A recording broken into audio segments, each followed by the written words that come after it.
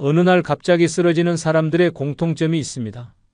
몸이 이미 수년 전부터 경고를 보내고 있었지만 이를 무시했다는 것입니다. 죽음은 예고 없이 찾아오는 것이 아닙니다. 몸은 분명히 신호를 보내지만 우리는 이를 단순한 피로나 노화로 착각하며 넘겨버립니다. 하지만 이 신호를 무시하면 3년 후에는 되돌릴 수 없는 상황을 맞이할 수도 있습니다. 지금 당신의 몸이 보내는 경고를 알아차려야 합니다. 이것은 단순한 증상이 아니라 다가오는 죽음의 발소리일 수도 있습니다. 이번 영상은 죽기 3년 전에 몸이 내게 보내는 이상신호 5가지에 대해 알아보겠습니다. 구독, 좋아요 누르시면 시작하겠습니다. 죽기 3년 전에 몸이 나에게 보내는 이상신호 5가지 중 첫 번째는 손에 힘이 빠진다면 심장마비까지 3년 남았다 는 신호입니다. 손에 힘이 빠지는 순간 당신의 심장은 마지막 경고를 보내고 있습니다. 단순한 피로라고 넘긴다면 심장은 조용히 멈출 준비를 하고 있을지도 모릅니다. 심장마비는 어느 날 갑자기 찾아오는 것이 아닙니다. 몸은 미리 신호를 보내고 있지만 대부분 이를 무시하고 지나갑니다. 하지만 손에 힘이 빠지는 증상은 심장이 보낼 수 있는 가장 강력한 경고 중 하나입니다. 심장은 온몸에 혈액을 공급하는 엔진과 같습니다. 하지만 이 엔진이 약해지면 가장 먼저 말단 신체 부위부터 이상이 생깁니다. 손과 손가락은 혈액순환의 끝자락에 위치해 있기 때문에 심장이 제 기능을 하지 못하면 산소와 영양 공급이 제대로 이루어지지 않습니다. 그 결과 손에 힘이 빠지고 물건을 잡기도 어려워집니다. 단순한 근력 저하가 아니라 심장이 점점 멈춰가고 있다는 신호입니다. 특히 아침에 손이 유독 무겁고 힘이 빠지는 느낌이 든다면 더욱 위험합니다. 밤사이 심장이 제대로 기능하지 못하면서 혈액순환이 원활하지 못했기 때문입니다. 단순히 피곤해서 그렇다고 생각하고 넘긴다면 어느 순간 갑자기 심장마비가 찾아올 수도 있습니다.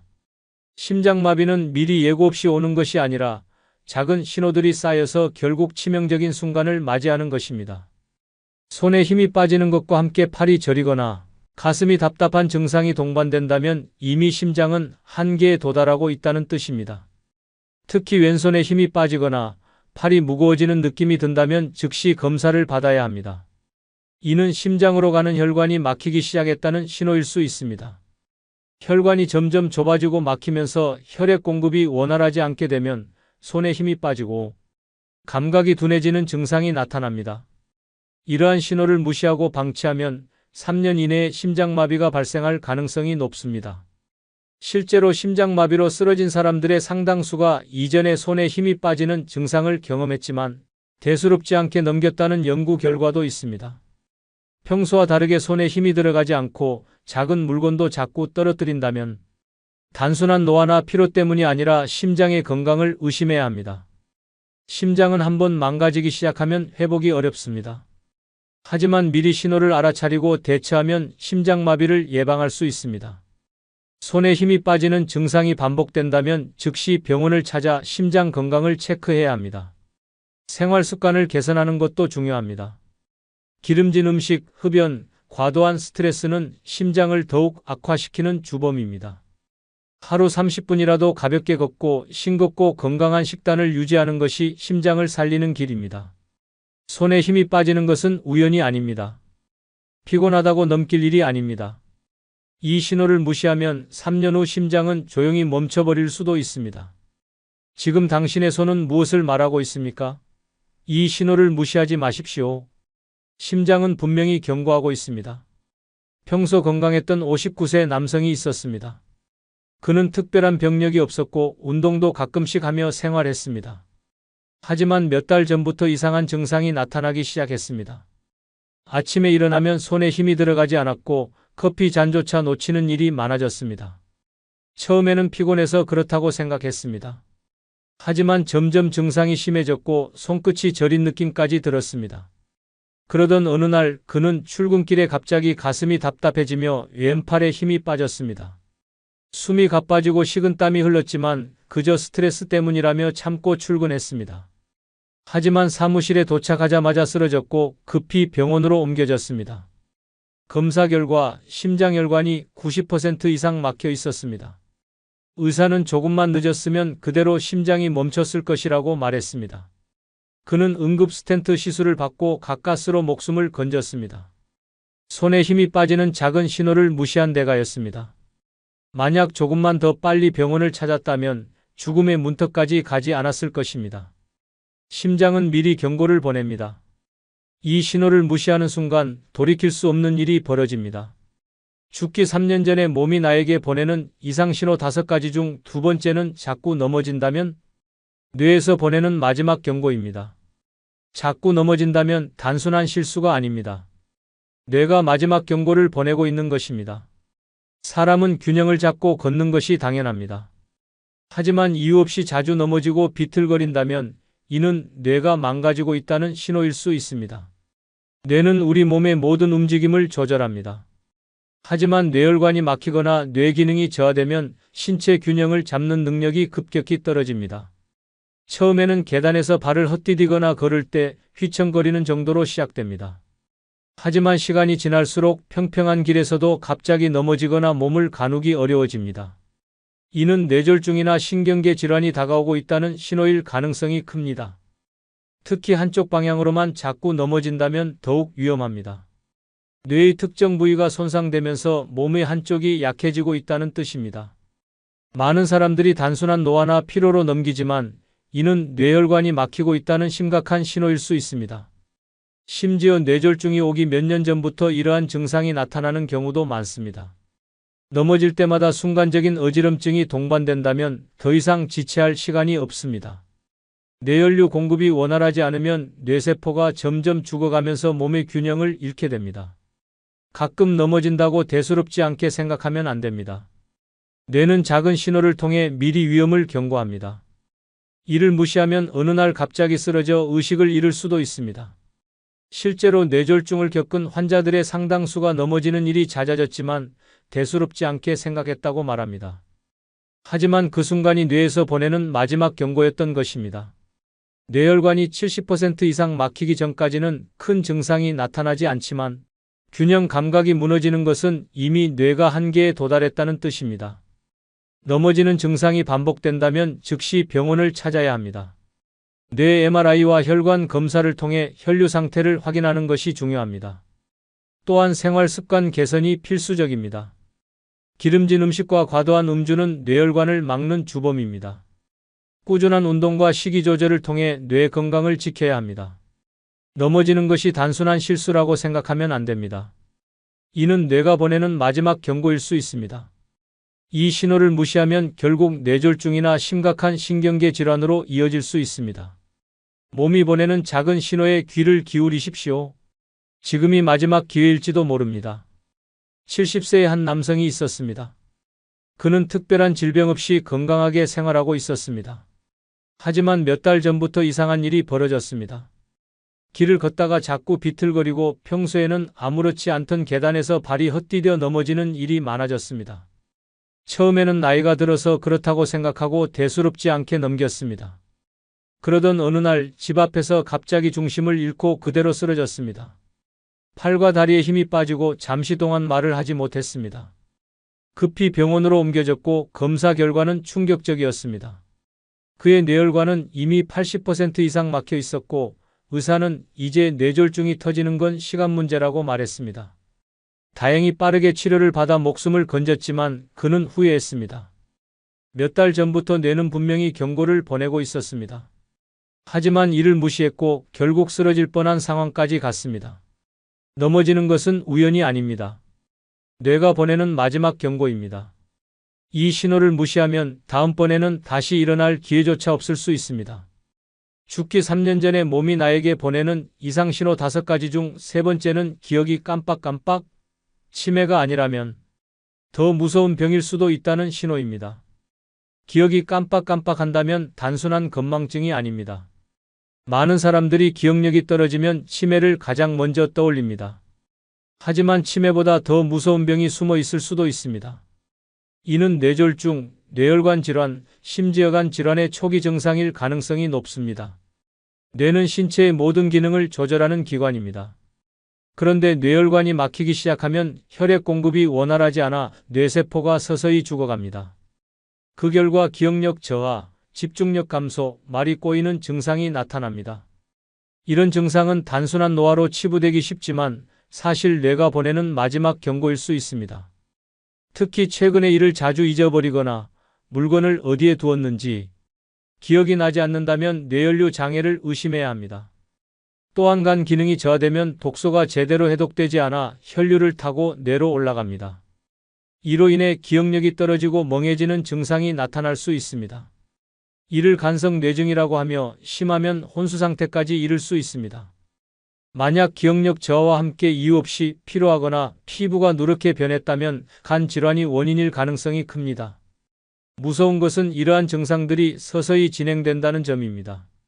처음에는 단순히 깜빡하는 정도지만 점점 일상생활에 영향을 미치기 시작합니다. 약속을 잊거나 같은 질문을 반복하고 물건을 둔 장소를 찾지 못하는 일이 잦아진다면 뇌와 간 건강을 의심해야 합니다. 특히 한 번도 겪어보지 않은 극심한 피로감이 동반된다면 위험 신호일 수 있습니다. 이런 증상을 방치하면 뇌혈관이 완전히 막혀 뇌졸중으로 이어질 수 있습니다. 심하면 한쪽 마비나 언어장애가 발생하며 회복이 어려운 경우도 많습니다. 또한 간 기능이 악화되면 독소가 뇌를 망가뜨려 결국 치명적인 상태에 이를 수도 있습니다. 단순한 기억력 저하로 넘겼다가 돌이킬 수 없는 상황이 되는 것입니다. 기억력이 떨어지는 것은 자연스러운 노화의 일부일 수도 있습니다. 하지만 최근 들어 깜빡하는 일이 부쩍 많아졌다면 절대 가볍게 넘겨서는 안 됩니다. 정밀 검사를 통해 뇌혈관 상태와 간 기능을 점검하는 것이 중요합니다. 또한 평소 식습관을 개선하고 규칙적인 운동을 하는 것이 뇌 건강을 지키는 데 필수적입니다. 기억력이 떨어지는 것은 단순한 건망증이 아닙니다. 뇌와 간이 망가지고 있다는 위험 신호일 수 있습니다. 이 신호를 무시하면 어느 순간 더 이상 기억할 수 없는 날이 올지도 모릅니다. 지금 당신의 뇌는 어떤 메시지를 보내고 있습니까?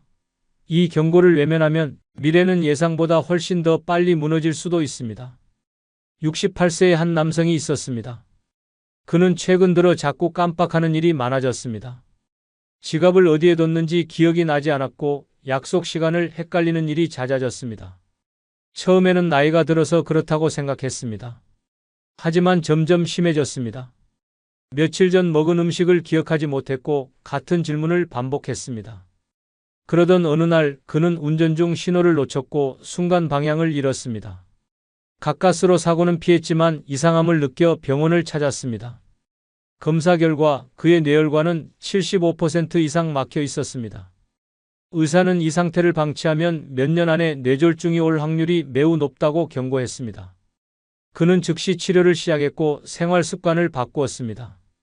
만약 단순한 건망증이라며 넘겼다면 그는 어느 날 갑자기 쓰러졌을지도 모릅니다.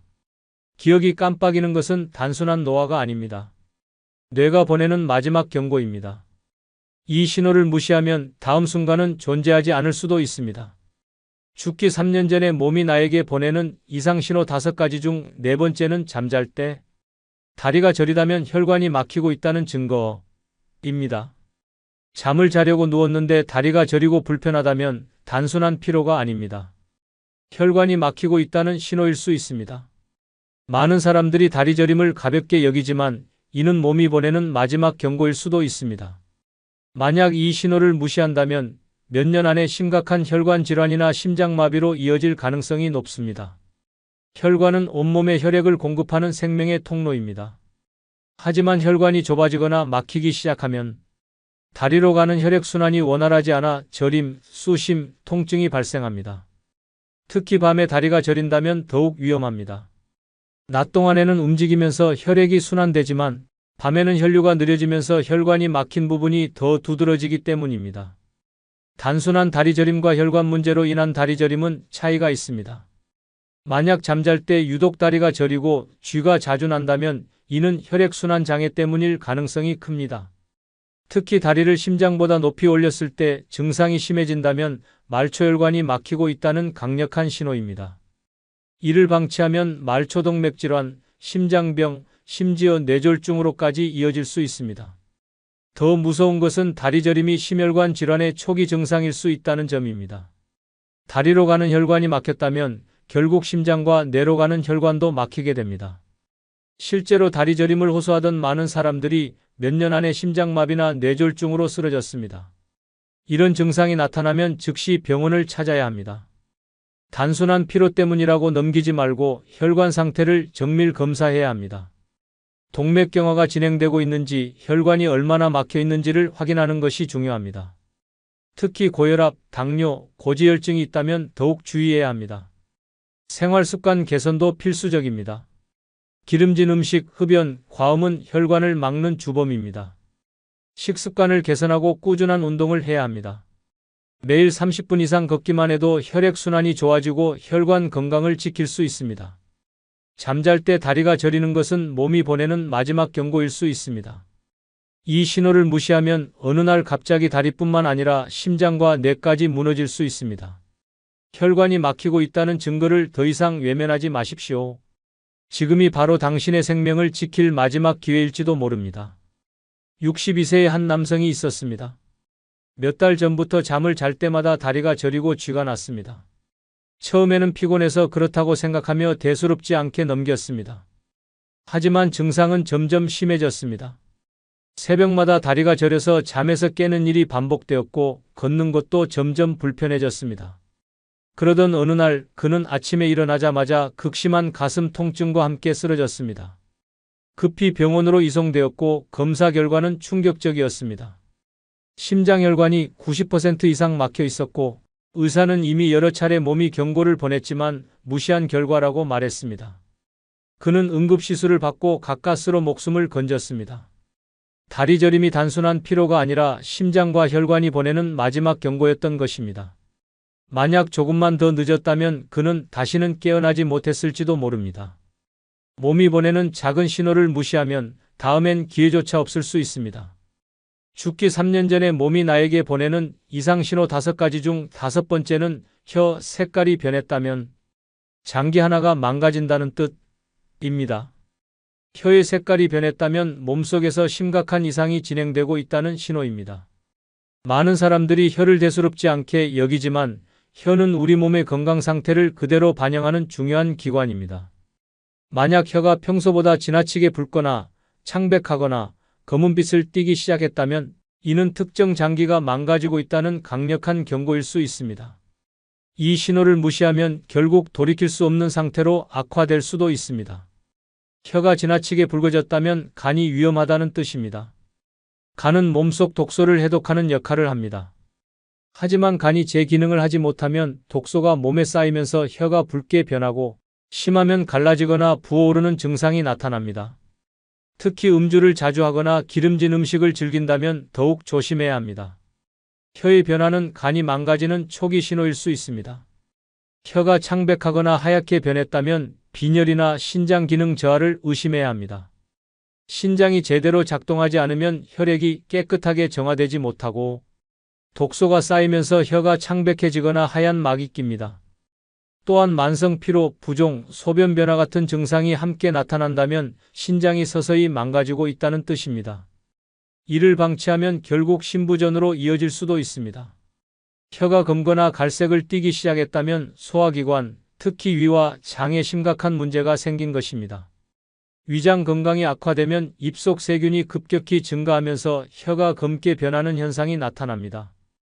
특히 속쓰림, 잦은 소화불량, 구취가 심해졌다면 위암이나 장 질환을 의심해야 합니다. 단순한 위염이 아니라면 시간이 지나면서 악성 질환으로 발전할 위험이 있습니다. 혀 색깔의 변화는 단순한 일시적인 증상이 아닙니다. 장기 하나가 서서히 망가지고 있다는 신호일 가능성이 높습니다. 혀의 변화를 무시하면 몇 년 안에 심부전, 간경화, 위암 같은 치명적인 병으로 이어질 수도 있습니다. 하지만 많은 사람들이 이 경고를 대수롭지 않게 넘기고 뒤늦게 후회합니다. 혀의 색이 변하는 것은 몸이 보내는 마지막 경고일 수 있습니다.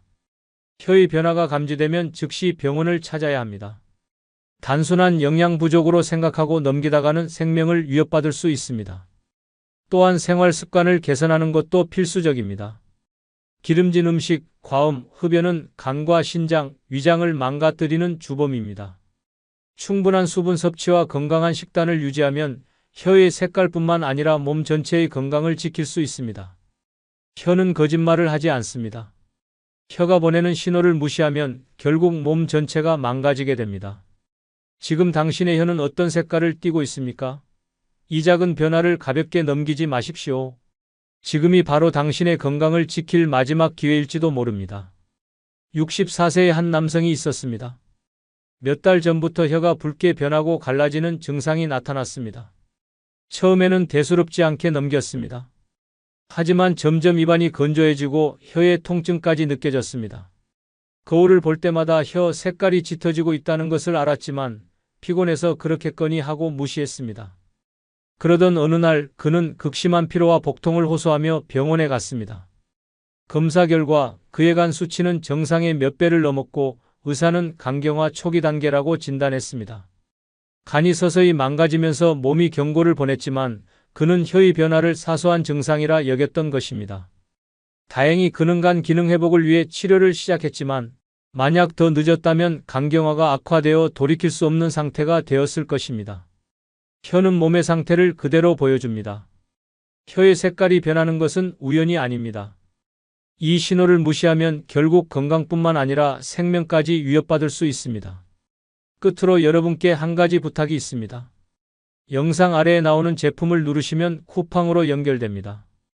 이렇게 쿠팡으로 연결된 후 아무 물건을 사셔도 제 채널에 약간의 수익이 발생하오니 앞으로 쿠팡에서 물건을 구입할 경우 이런 식으로 구입해 주셔서 저에게 간접 후원해 주시면 대단히 감사하겠습니다.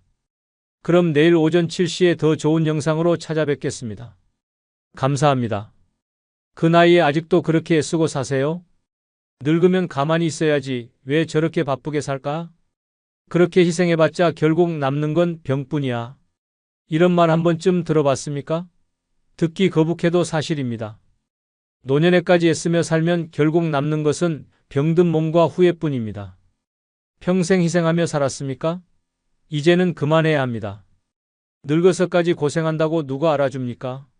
자식들은 당연하게 여기고 남들은 이용할 뿐입니다. 무리해서 번 돈은 병원비로 날아가고 희생하며 살아도 결국 혼자 남습니다. 이제라도 정신 차려야 합니다. 노년에는 애쓰지 않아도 됩니다. 아니, 애쓰면 안 됩니다. 이번 영상은 노년에 너무 애쓰며 살지 않아도 되는 5가지 이유에 대해 설명드리겠습니다. 구독, 좋아요 누르시면 시작하겠습니다. 노년에 너무 애쓰며 살지 않아도 되는 이유 중 첫 번째는 무리하면 병을 얻기 때문입니다. 노년에 무리하면 병이 찾아오는 것이 아니라 병이 몸을 갈갈이 찢어 놓습니다. 늙어서까지 애쓰며 살다가 결국 병원 침대에서 신음하며 후회하는 인생이 되고 싶습니까? 젊을 때처럼 몸을 혹사하다가는 남은 인생을 약으로 연명하며 살아야 합니다.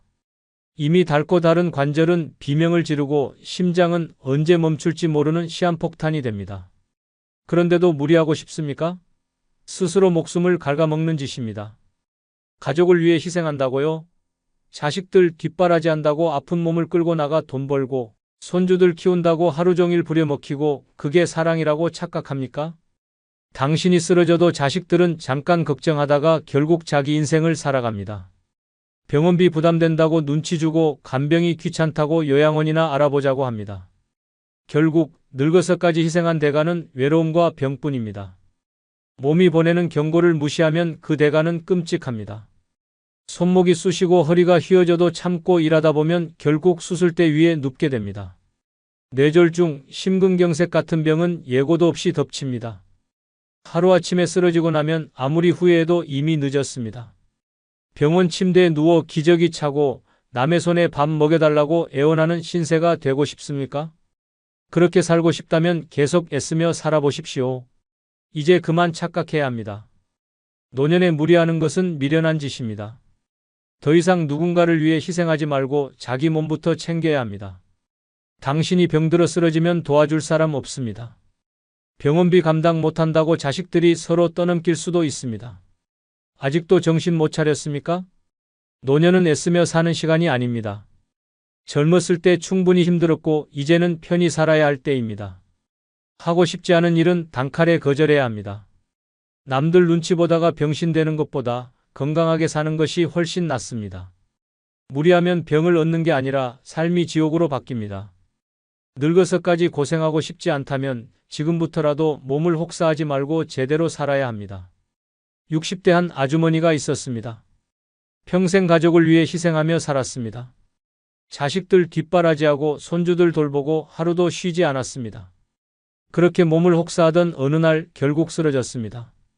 병원에서는 과로로 인한 심각한 허리 디스크와 고혈압 진단을 내렸습니다. 그제야 깨달았습니다. 내 몸을 혹사하면 결국 나만 망가지는구나. 그날 이후로 모든 걸 바꿨습니다. 손주 돌보는 걸 그만두고 자식들에게 당당히 말했습니다. 이제 내 인생을 살겠다. 요가를 배우고 여행을 다니며 건강을 되찾았습니다. 무리하지 않으니 몸이 가벼워졌고 마음도 평온해졌습니다. 자식들도 처음에는 서운해했지만 결국 어머니의 건강이 먼저라는 걸 인정했습니다. 무리하면 결국 병이 찾아옵니다. 늙어서까지 희생하며 살다 보면 마지막엔 병원 침대에 누워 후회하는 신세가 됩니다. 이제라도 정신 차려야 합니다. 남을 위해 사는 게 아니라 나를 위해 살아야 합니다. 무리하지 않는 순간 인생은 완전히 달라집니다. 노년에 너무 애쓰며 살지 않아도 되는 이유 중 두 번째는 지나간 세월보다 남은 시간이 더 소중하기 때문입니다. 지나간 세월보다 남은 시간이 더 소중합니다. 이미 젊은 날은 끝났고 앞으로 남은 시간은 한정적입니다. 그런데도 아직도 남을 위해 희생하고 자신을 혹사하며 살고 있습니까? 정신 차려야 합니다. 남은 시간이 얼마 없다는 사실을 인정해야 합니다. 노년에까지 애쓰며 살다가 결국 후회만 남깁니다. 평생 가족을 위해 희생하며 살았습니까? 이제는 그만해야 합니다. 자식들 잘 키운다고 온갖 고생 다 했고 남편 뒷바라지하느라 자신의 삶은 뒷전이었습니다. 그런데 지금 남은 것이 무엇입니까? 늙고 병든 몸, 끝없는 외로움뿐입니다. 자식들은 바쁘다고 얼굴 한번 보기 어렵고 배우자는 이미 떠났거나 무심합니다. 남을 위해 그렇게 애썼지만 결국 남은 것은 후회뿐입니다. 남은 시간이 더 중요하다는 사실을 깨달아야 합니다. 앞으로 살아갈 날은 많지 않습니다. 그런데도 여전히 희생하며 살겠습니까? 늙어서까지 손주 키우고 자식들 눈치 보고 돈 아끼며 고생하는 것이 행복한 삶입니까? 이제는 자신을 위해 살아야 합니다. 마지막까지 남을 위해 희생하다가 죽기 직전에야 후회하고 싶습니까? 주변을 둘러보십시오. 노년에까지 희생하며 살던 사람들이 어떤 결말을 맞았습니까? 병든 몸으로 병원 침대에 누워서 자식들 눈치나 보며 하루하루 버티는 신세입니다. 그들이 죽기 전에 한결같이 하는 말이 있습니다. 좀 더 나를 위해 살걸. 그런데도 같은 실수를 반복하겠습니까? 이제는 남이 아니라 자신을 위해 살아야 합니다. 여행을 가고 먹고 싶은 것을 먹고 하고 싶은 것을 해야 합니다. 남들 눈치 보며 살다 보면 결국 남은 인생도 고통뿐입니다. 지나간 세월은 돌아오지 않습니다. 남은 시간을 어떻게 쓸지 스스로 결정해야 합니다. 죽기 직전에 후회하지 않으려면 지금부터라도 애쓰는 삶을 멈춰야 합니다. 70대 한 할아버지가 있었습니다. 젊을 때는 가족을 위해 돈을 위해 온 힘을 다해 살았습니다. 하고 싶은 것도 참았고 쉬지도 않았습니다. 그렇게 살아왔는데 정작 노년이 되니 몸은 망가지고 자식들은 바쁘다며 연락도 뜸했습니다. 문득 깨달았습니다. 지나간 세월은 돌아오지 않고 남은 시간이 더 소중하구나. 그날 이후 달라졌습니다. 자식들만 바라보던 삶을 멈추고 자신을 위한 삶을 살기로 했습니다. 좋아하는 그림을 배우고 여행을 다니며 새 친구들을 만들었습니다. 하고 싶던 운동도 시작하고 혼자 카페에 가서 커피 한 잔을 즐겼습니다. 누군가는 늙어서 무슨 재미냐라고 했지만 그는 웃으며 말했습니다. 이제야 진짜 내 삶을 사는 기분이다. 과거에 매달리다 보면 남은 시간도 허무하게 사라집니다. 이미 흘러간 세월보다 지금 남은 시간이 더 중요합니다. 남은 인생을 후회 속에서 보낼 것입니까? 아니면 원하는 대로 살며 행복을 찾겠습니까? 선택은 스스로 하는 것입니다. 남은 시간을 소중히 여기는 순간 인생은 다시 빛나기 시작합니다. 노년에 너무 애쓰며 살지 않아도 되는 이유 중 세 번째는 돈만 보고 살면 행복을 놓치기 때문입니다. 평생 돈에 쫓겨 살았습니까? 이제 그만해야 합니다. 늙어서까지 돈에 집착하며 스스로를 옭아매고 있습니까? 정신 차려야 합니다. 돈을 벌어봤자 결국 가져갈 수 없습니다. 평생 아끼고 모아봤자 결국 병원비로 날아가거나 자식들에게 뜯기고 끝납니다. 죽고 나면 돈은 남지만 당신은 없습니다. 돈에 집착하는 순간 삶은 피폐해집니다. 먹고 싶은 것도 참고 가고 싶은 곳도 안 가고 평생 쪼들리듯 살아갑니다. 그렇게 아끼고 모은 돈이 결국 누구 손에 들어갑니까? 자식들 손에 들어가서 한순간에 사라집니다. 당신이 피땀 흘려본 돈을 자식들은 한순간에 써버립니다. 부모가 아끼며 살 때는 아무 관심 없다가 돌아가시고 나면 재산 싸움으로 치고받습니다. 그런 꼴을 보고 싶습니까? 돈에 얽매인 노년은 불행합니다. 병이 나도 돈 아깝다고 병원에 안 가고 좋은 옷 한 벌 못 사고 남들한테 돈 쓰는 건 죽어도 아까워하면서 결국 고독사합니다. 죽을 때 돈 한 푼이라도 더 남기겠다고 몸을 혹사하며 일하다가 쓰러집니다. 병원비로 전 재산을 날리고 남은 건 초라한 병실과 외로움뿐입니다. 돈은 있어야 하지만 돈만 보고 살면 삶이 망가집니다. 돈을 모으는 것이 인생의 목표가 아닙니다. 이제는 써야 할 때입니다. 먹고 싶은 것 먹고 가고 싶은 곳 가고 즐길 줄 알아야 합니다. 지금도 돈만 생각하며 아끼고 있습니까? 결국 병들어 누워서 후회합니다. 이럴 줄 알았으면 쓸걸. 후회하고 싶지 않다면 지금부터라도 돈보다 행복을 생각하며 살아야 합니다. 60대 한 아주머니가 있었습니다. 평생 돈이 최고라 생각하며 살아왔습니다. 남들한테 베풀지도 않았고 하고 싶은 것도 참으며 악착같이 돈을 모았습니다. 자식들에게도 돈을 남겨줘야 한다는 생각에 자신을 희생하며 살았습니다. 그런데 막상 노년이 되자 통장은 빵빵해도 마음은 텅 비었습니다. 돈만 보고 살았지만 행복은 없었습니다. 어느 날 깨달았습니다. 이러다 내 인생 다 날리겠구나. 그날부터 돈을 쓰기 시작했습니다. 맛있는 것도 먹고 친구들과 여행도 다니고 예쁜 옷도 사 입었습니다. 처음엔 아깝다는 생각이 들었지만 시간이 지나자 깨달았습니다. 돈은 모으는 게 아니라 나를 위해 쓰는 거구나. 그러자 웃음이 많아졌고 몸도 가벼워졌습니다. 돈이 많아도 행복하지 않으면 무슨 소용입니까? 평생 모은 돈, 결국 자신을 위해 쓰지 않으면 남 좋은 일만 시킵니다. 돈에 매달리며 살다 보면 진짜 소중한 것을 놓칩니다. 늙어서 후회하고 싶지 않다면 지금부터라도 돈보다 행복을 먼저 생각해야 합니다. 돈은 모으는 것이 아니라 제대로 쓰는 것이 중요합니다. 노년에 너무 애쓰며 살지 않아도 되는 이유 중 네 번째는 남에게 인정받으려 애쓰지 않아도 되기 때문입니다. 남에게 인정받으려 애쓰지 않아도 됩니다. 그런데도 아직도 남 눈치를 보고 남들에게 잘 보이려고 애쓰며 살고 있습니까? 한심한 짓입니다.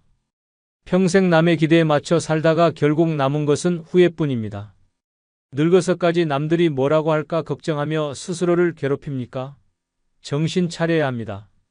남들은 당신이 어떻게 살든 관심 없습니다.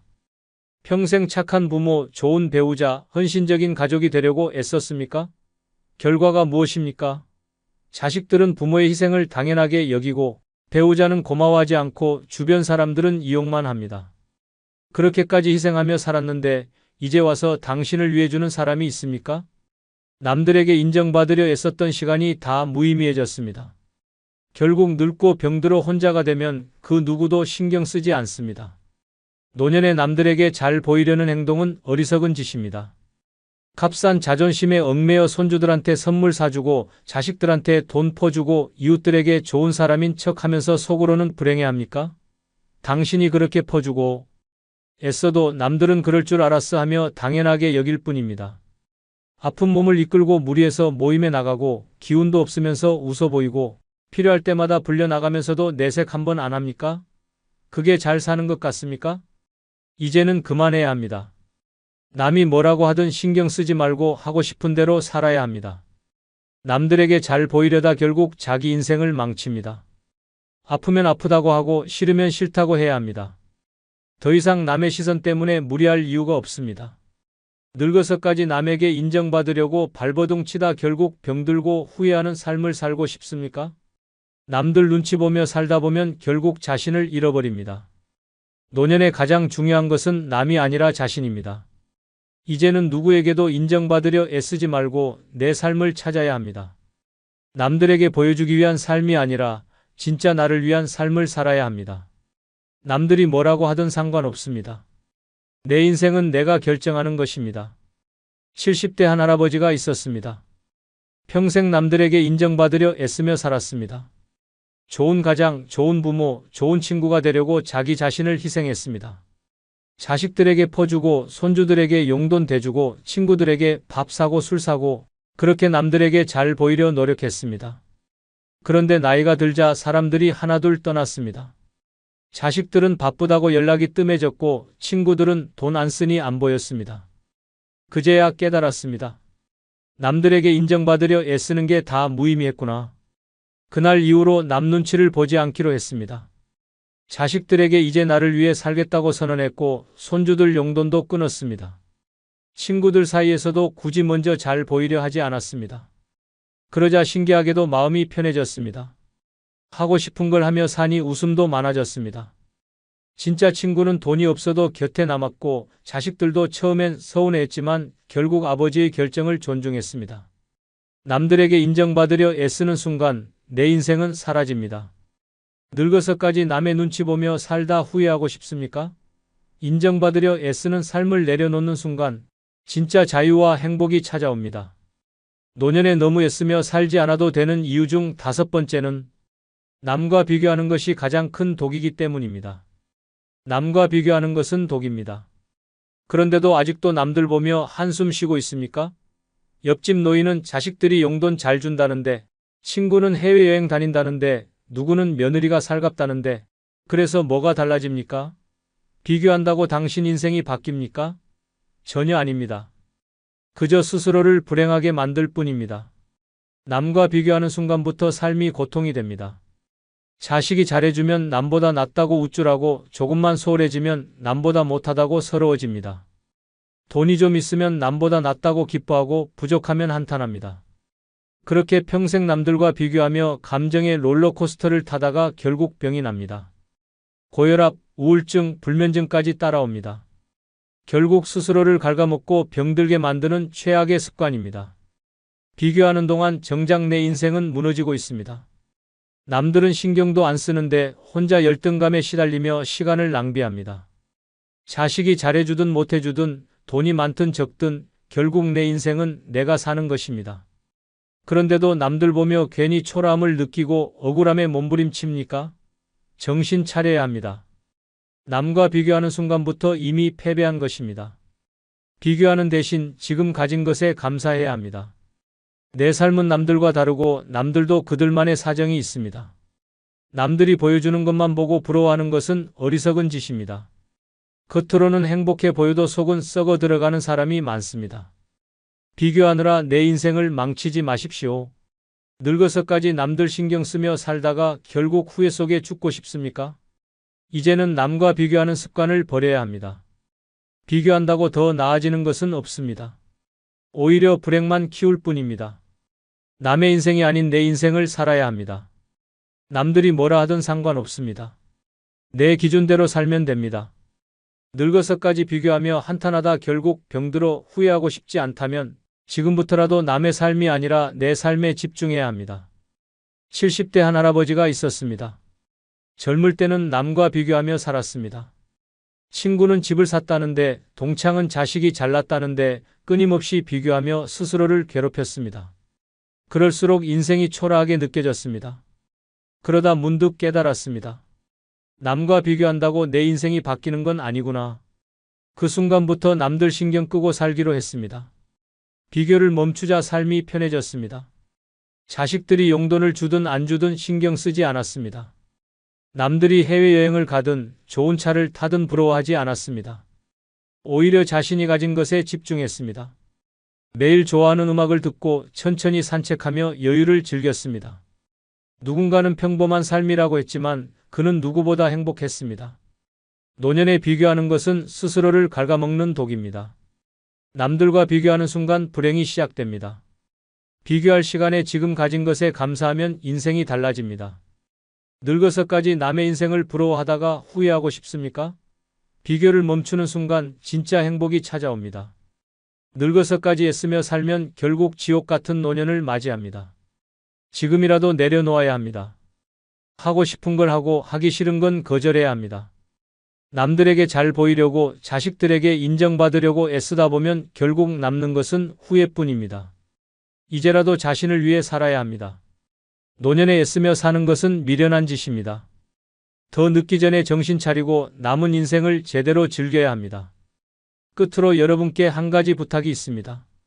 영상 아래에 나오는 제품을 누르시면 쿠팡으로 연결됩니다. 이렇게 쿠팡으로 연결된 후 아무 물건을 사셔도 제 채널에 약간의 수익이 발생하오니 앞으로 쿠팡에서 물건을 구입할 경우 이런 식으로 구입해 주셔서 저에게 간접 후원해 주시면 대단히 감사하겠습니다. 그럼 내일 오전 7시에 더 좋은 영상으로 찾아뵙겠습니다. 감사합니다.